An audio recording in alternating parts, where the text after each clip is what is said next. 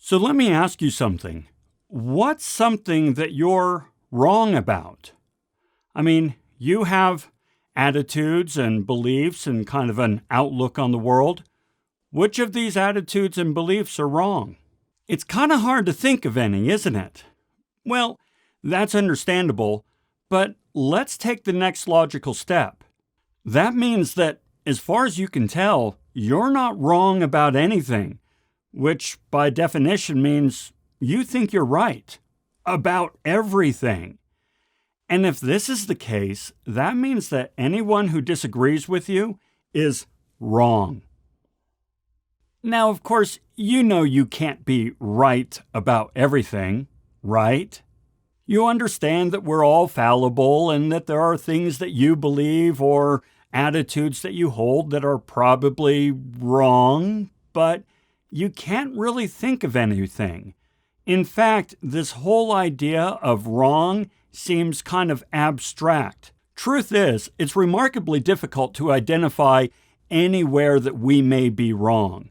We see the world through this pinhole and are blind to everything outside this immediate purview. That's where critical thinking comes into play. Critical thinking widens this pinhole so we can get a broader view of the truth of the world around us.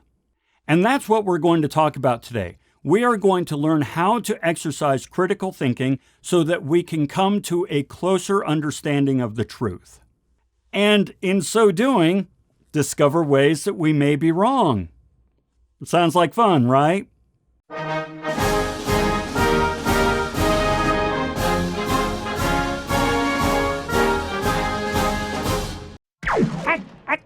Critical thinking is the process we follow to improve our quality of thinking by analyzing, assessing, and reconstructing our attitudes, beliefs, and world assumptions.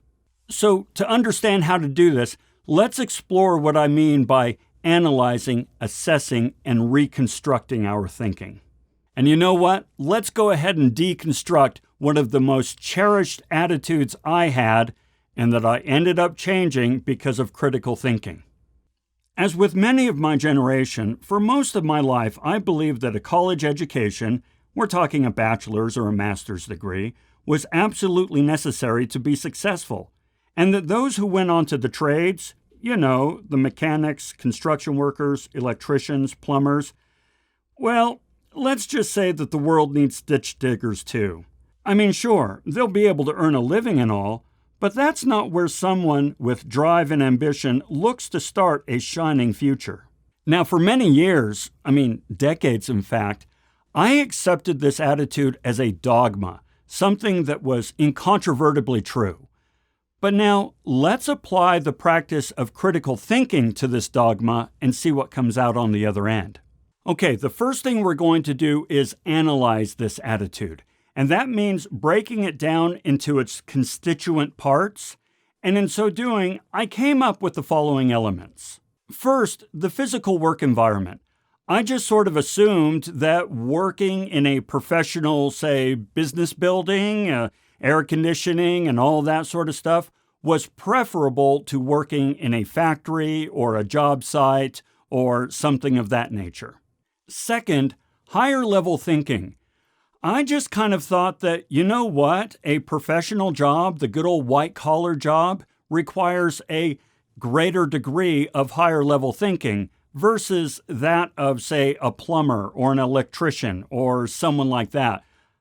To me, that stuff was pretty rote and perfunctory, whereas on the professional side, oh no, you need to think at a higher level. Next is professionalism. In my mind's eye, I saw white-collar employees as a higher caliber, sort of a more dignified level of employee, more professional.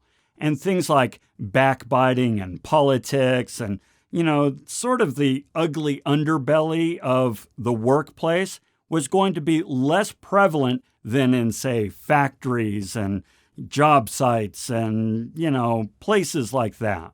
Next, value of work.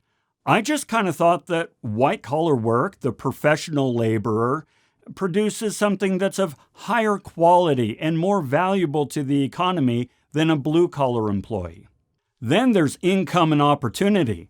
To me, it seemed pretty obvious that a white-collar professional employee is going to make more money and find more opportunity in the marketplace than a blue-collar laborer.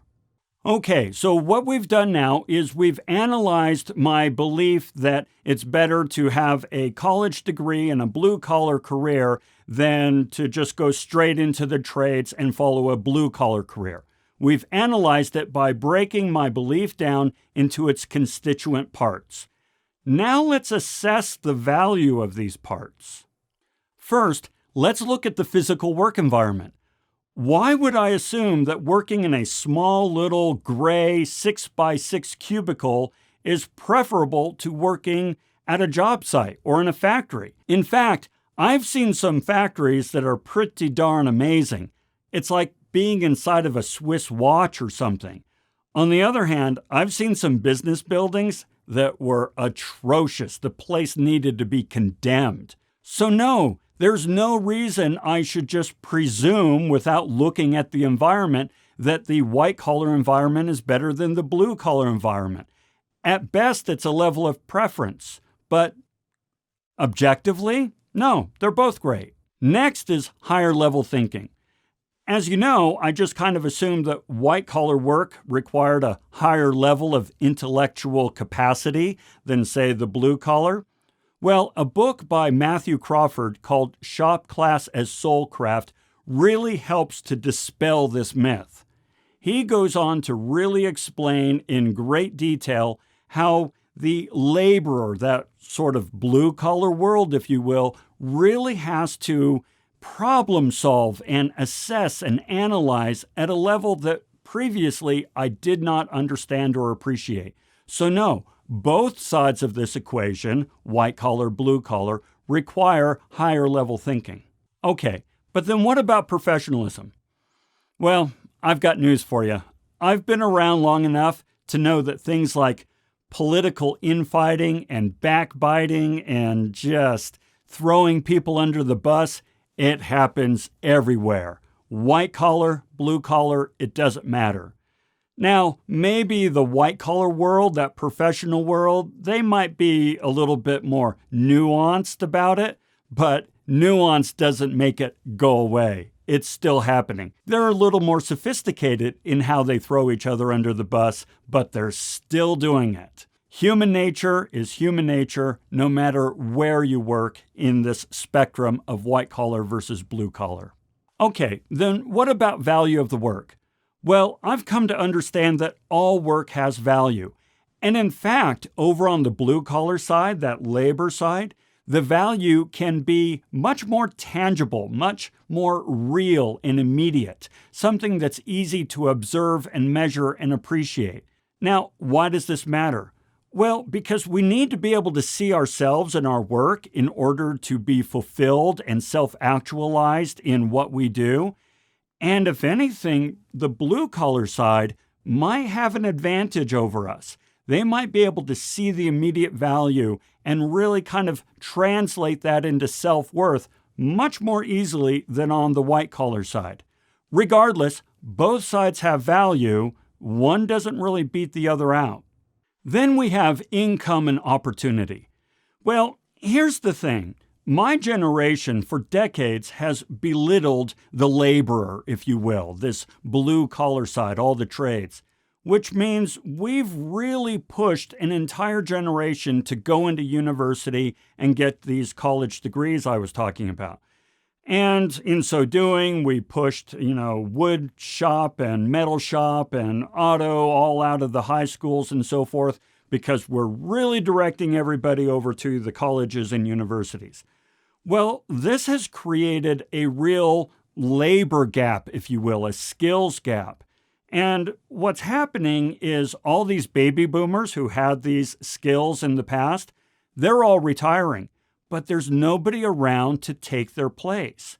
This means that today, plumbers, electricians, carpenters, all these trades that we're talking about, they can actually earn a really good living. In fact, in some cases, they can actually earn a better living after 2 years of trade school than my business students can after 4 years of business school. So no, income and opportunity, it's not better in the white-collar world. I know people who are working in the trades who had a job offer before they even finished their program. Whereas my business students, they're still looking for a job 3 or 4 months after graduation. Now, trust me, they'll get a job, but the opportunity is not as good as it is on the blue-collar side. Okay, so what have I done here? Well, I analyzed the constituent parts of my overall belief, and then I assessed the value of each one of these constituent parts. And now I want to reconstruct my thinking. And so as I do so, what's my new attitude toward white-collar versus blue-collar work? Well, my attitude has changed. In looking at all the data and all the facts, I now believe that everybody should have a marketable skill. That does not necessarily mean a college degree. It could be a marketable skill in the trades, a marketable skill in the professional world. It doesn't matter. So long as you have a marketable skill and can contribute to the economy in a way that the economy will reward you, all labor is noble. It doesn't matter on which end of the spectrum you sit. And that is how I have reconstructed my attitude toward white-collar and blue-collar labor by virtue of the critical thinking process. Now, one of the things that this example demonstrates is that critical thinking is all about overcoming our sort of passively accepted egocentric and sociocentric worldviews. So what do I mean by that? Well, egocentric means, well, this worldview supports my view of myself. So, for example, I have 3 degrees and a certification. So my egocentric worldview would say, well, of course I want to think I have greater value because of all these degrees and certifications. So I'm going to hold on to this idea that white collar is the way to go. But as my analysis showed, that's not necessarily the case. So what about sociocentric? Well, sociocentric worldviews are those worldviews that we kind of have grown up in and are continually running into day after day after day. It's what our culture tells us is right. It's what our parents tell us is right. It's what the media tells us is right. And so we just kind of assume it's right. And so when you look at kind of the cultural worldview of blue-collar and white-collar labor, you kind of see that white-collar labor is esteemed and really admired and seen as noble and really sharp, whereas blue-collar labor, well, in the media and in shows and so forth, we love to belittle the blue-collar laborer. This is a sociocentric worldview that critical thinking needs to help us break through.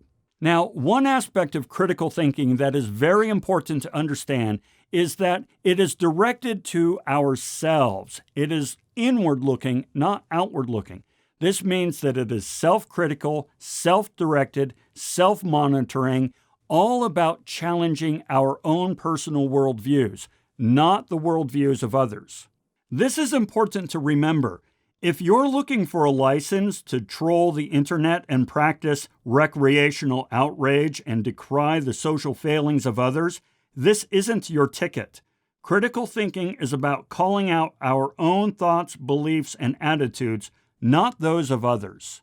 Now, I understand that right now this idea of critical thinking is kind of abstract and a little bit academic. But trust me when I say we really want to understand how to apply critical thinking to our own thought processes. As we go through this video series, we are going to come across many business and economic principles that we kind of just assume to be true. We dogmatically accept them as incontrovertibly true.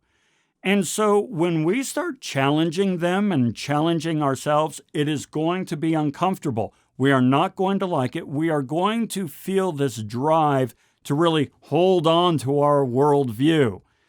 We want to overcome that. We want to push our way through practice critical thinking, analyze, assess, and reconstruct our attitudes and beliefs toward our current business and economic environment. And you know what? It's difficult, it's hard, it's frustrating, but it can also be a lot of fun. So I hope you'll stick with me. Until then, have a fantastic day. Hey, isn't this fun? Calling into question everything we hold to be true and questioning ourselves and our attitudes and our beliefs and really forcing ourselves to think hard about this nonsense? What could be better? Self-flagellation is always a blast, right? If you agree with me, check out these other videos and let's explore some ideas together. And of course, always consider subscribing. I'd love to have you along for the ride. I get a kick out of this. I hope you'll join me. We'll see you later.